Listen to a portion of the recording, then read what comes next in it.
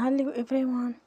Today we talk about how to fix the app of FxPro Direct.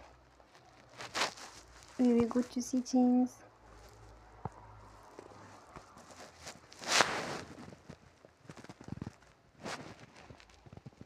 Then we click on apps. After that you will search the app FxPro Direct.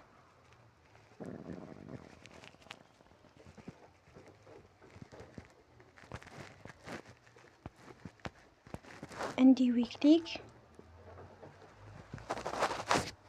You will on for stop. After that you will go to storage.